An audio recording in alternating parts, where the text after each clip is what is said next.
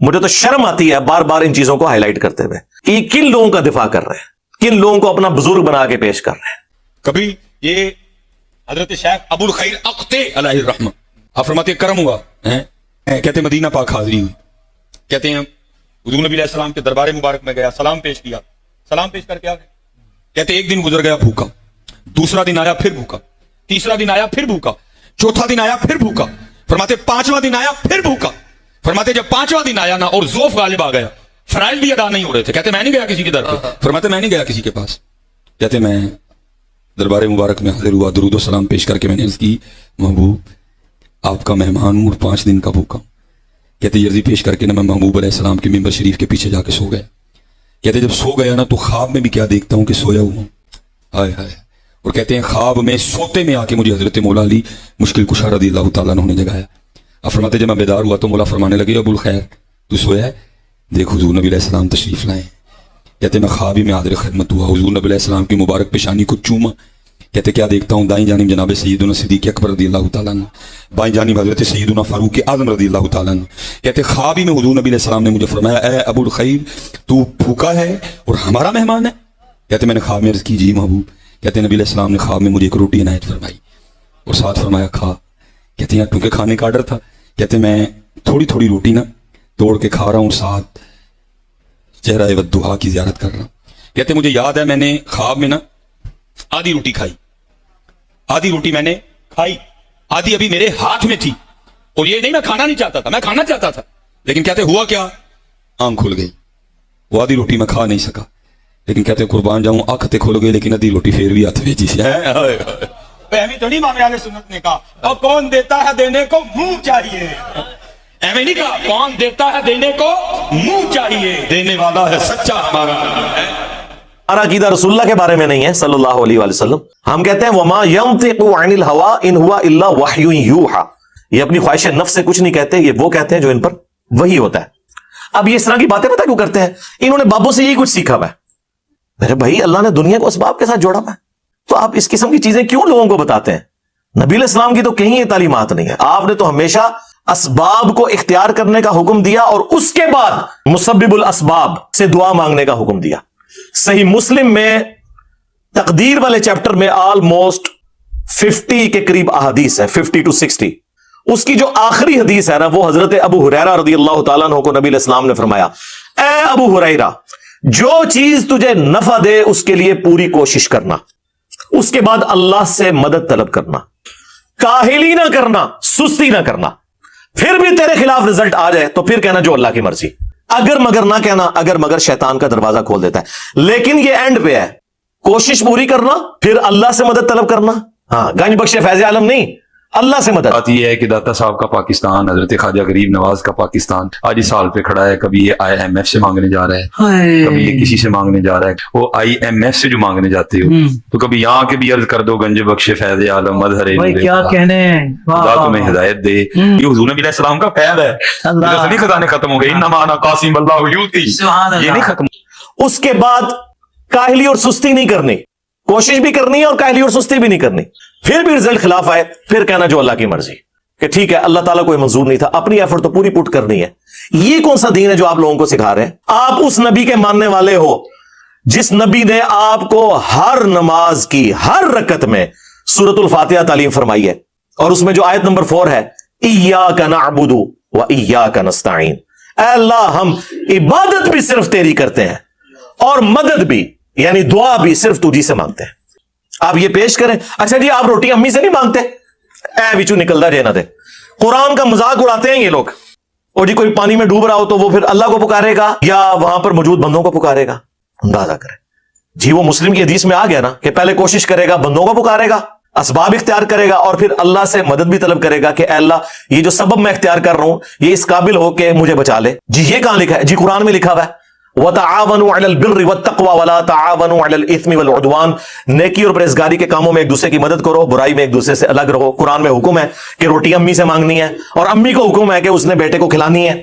پورا قرآن پڑھ کے تو دیکھو, تم لوگوں کو کہانیاں کروائی ہوئی ہیں جی روٹی امی سے مانگیں گے. وہ میرے بھائی ایک سمپل سی بات ہے, آپ یہ میرے سامنے بیٹھے ہیں, میں آپ کو کہتا ہوں مجھے پانی پلا دیں, سامنے موجود ہے. آپ بغداد شریف میں وہاں بھی قبر کے اندر میں مجھے پانی پلا دیں, وہی بات وہی جملہ غائب میں پکارنا ہو جائے گا, یہ شرک ہو جائے گا, کیونکہ آپ کی اور میری کوئی کمیونیکیشن ہو نہیں سکتی. جی اس کا ثبوت جی قرآن میں ہے, سورۃ النمل آیت نمبر 62, امن یجیب المضطر اذا دعا ویکشف السوء ویجعلکم خلفاء الارض االہ مع اللہ. بھلا بتاؤ تو کون ہے جو مصیبت اور پریشانی میں گھرے ہوئے شخص کی فریاد کو سنتا ہے اور اس سے اس کی تکلیف کو دور کر دیتا ہے اور تمہیں اگلوں کا خلیفہ کرتا ہے زمین پر. االہ مع اللہ, کیا اللہ کے ساتھ کوئی اور الہ بھی ہے جس کی یہ کوالٹیز ہوں؟ قلیلا ما تذکرون, بہت کم بھی تم نصیحت حاصل کرتے ہو. اس آیت کے اندر اللہ تعالیٰ نے کلیئر کٹ حکم فرما دیا کہ جو کوئی شخص اللہ کے سوا کسی سے دعا کرتا ہے گویا کہ اس نے اسے اپنا خدا, الہ اور معبود مان لیا ہوا ہے. بارش کون برساتا ہے؟ اللہ. ڈیوٹی کس کی ہے؟ فرشتوں کی. لیکن ہم فرشتوں سے بارش مانگیں گے کہ آپ کی ڈیوٹی لگی ہوئی ہے جی, کہتے ہیں نا بزرگوں کی ڈیوٹیاں نے, تو مشرک ہو جائیں گے بھائی. نبی علیہ السلام نے صلاۃ الاستسقاء, بارش کی نماز تعلیم فرمائی ہے. اور جی جو مدد کر رہا ہے مشکل کشا تو ہے نا, تو بھائی سب سے بڑا جو مشکل کشا ہے وہ تو سورج ہے. آپ کا کوئی بابا اتنا بڑا مشکل کشا نہیں ہے, تو کیا ہم کہیں گے المدد یا سورج ذرا آپ بادلوں سے باہر تشریف لے آئیے کہ سردی کا موسم قریب آ رہا ہے, اور بادلوں میں چھپ جائیے کہ گرمی کا موسم قریب آ رہا ہے. بھائی یہ نہیں, آپ فرشتوں کو بھی نہیں کہہ سکتے کہ فرشتوں یہ پیغام دے دو, نہیں, آپ کہیں گے اللہم صلی علی محمد وعلی آل محمد, اللہ پہنچائے گا. یہ بخاری مسلم میں حدیث ہے, جب تم پڑھو گے السلام علیکہ ایھا النبی ورحمۃ اللہ وبرکاتہ, السلام علینا وعلی عباد اللہ الصالحین, تو زمین و آسمان میں ہر نیک بندے تک اللہ تعالیٰ تمہارا سلام پہنچا دے گا. ہم یہاں بھی جو پڑھتے ہیں تو رسول اللہ تک ہمارا سلام پہنچ رہا ہے. السلام علیکہ یا رسول اللہ ہم پڑھ رہے ہیں, نماز میں پڑھ رہے ہیں السلام علیکہ ایھا النبی, لیکن کس نیت سے کہ اللہ پہنچا رہا ہے, یہ نہیں کہ وہ یہاں پہ موجود ہے. اس حدیث میں موجود ہے, وہ حدیث پوری نہیں پڑھتے, اس میں سے حاضر و ناظر نکال رہے ہوتے ہیں, کبھی کچھ نکال رہے ہوتے ہیں, وہ حدیث تو پڑھ کے دیکھ لو. تو اگر نبی علیہ السلام کے بارے میں اسٹیٹس ہے تو تاڑے بابے تے شاہی کوئی نہیں نا, ان کی کیا اوقات ہے, کیونکہ نبی کے جیسا ہے ہی کوئی نہیں, بابے تے شاہی کوئی نہیں. تو یہ اس قسم کی جو شرکیہ تعلیمات آ کے اس شخص کی طرف سے جو یہ دعوے دار ہو کہ میں نبی علیہ السلام کا ماننے والا ہوں, نماز میں تم پڑھو ایاک نعبد و ایاک نستعین, اور اس پوری ویڈیو میں اس نے اللہ کا ذکر کہیں نہیں کیا کہ اللہ سے بھی مانگو. آج اس سال پہ کھڑا ہے, کبھی یہ IMF سے مانگنے جا رہا ہے, کبھی یہ کسی سے مانگنے جا رہا ہے, وہ IMF سے جو مانگنے جاتے ہو, تو کبھی یہاں کے بھی عرض کر دو گنج بخش فیض عالم مظہر کیا کہنے, اللہ کے آگے رو, اللہ سے مانگو, کوئی نہیں, بالکل فارغ.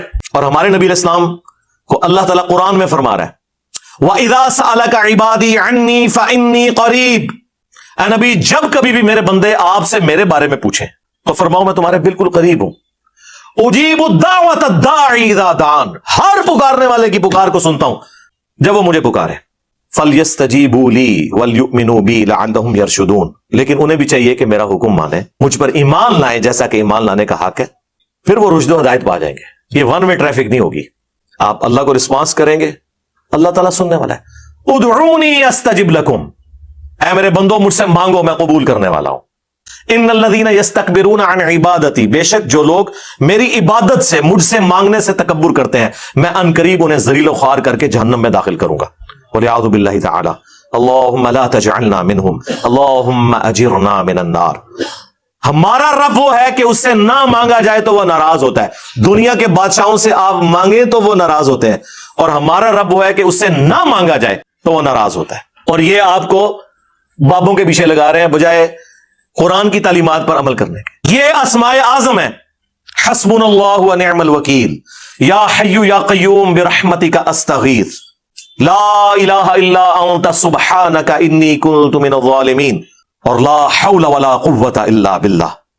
یہ ہیں اسماء اعظم جن کے ذریعے آپ نے اللہ کی طرف متوجہ ہونا ہے. گنج بخش فیض عالم مظہر نور خدا ایک اتنے نہیں, ایک کسی آیت ہی نہیں, کسی حدیث ہی نہیں.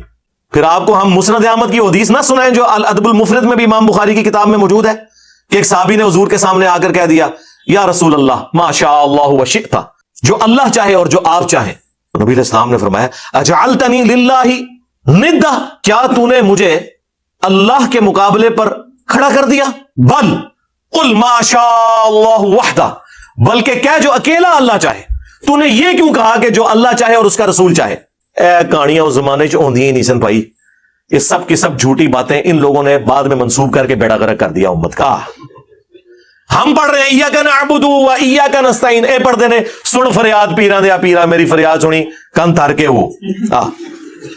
آیت کے مقابلے میں ان بابوں کا کیا لینا دینا؟ اور امام الموحدین صلی اللہ علیہ وآلہ وسلم کی سینسٹیوٹی کا لیول دیکھیں۔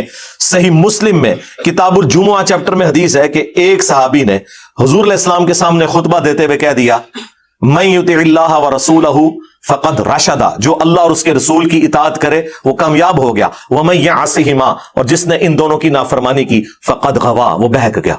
پرفیکٹ جملہ بولا، لٹریچر میں کوئی خرابی اس جملے کے اندر نہیں ہے کہ جو اللہ اور اس کے رسول کی اطاعت کرے کامیاب ہو گیا، جو ان دونوں کی نافرمانی کرے وہ بہک گیا۔ لیکن نبی علیہ السلام کو اتنا غصہ آیا یہ بات سن کے، آپ نے فرمایا بئس الخطیب انت، کتنا برا خطیب ہے تو، تجھے تو چاہیے تھا کہ تو کہتا وَمَن يَعْصِ اللَّهَ وَرَسُولَهُ فَقَدْ غَوَا، جو اللہ اور اس کے رسول کی نافرمانی کرے وہ بہک گیا، تو نے یہ کیوں کہا کہ جو ان دونوں کی کرے؟ اب اس نے تو نہیں کہا کہ یا رسول اللہ میں تو آپ کو اللہ کا بندہ مانتا ہوں، غیر مستقل بذات مانتا ہوں، عطائی مانتا ہوں، ذاتی نہیں مانتا، نا اس زمانے سے کہانیاں نہیں سناؤندیاں۔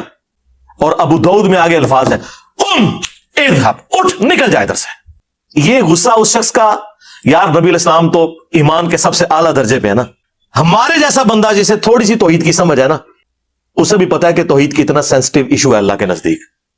ایٹیچیوڈ یہی ہونا چاہیے۔ اتنا کچھ کر کے بھی امت بابوں کو پکار رہی ہے۔ اگر یہ کچھ نہ حضور نے کیا ہوتا، یہ حضور نے اس لیے کیا کہ تاکہ تمہیں بتایا جائے کہ اگر میں یہ سٹیٹس رکھتا ہوں نا کہ مجھ سے دعا نہیں ہو سکتی تو تھوڑے بابے تو شاہی کوئی نہیں۔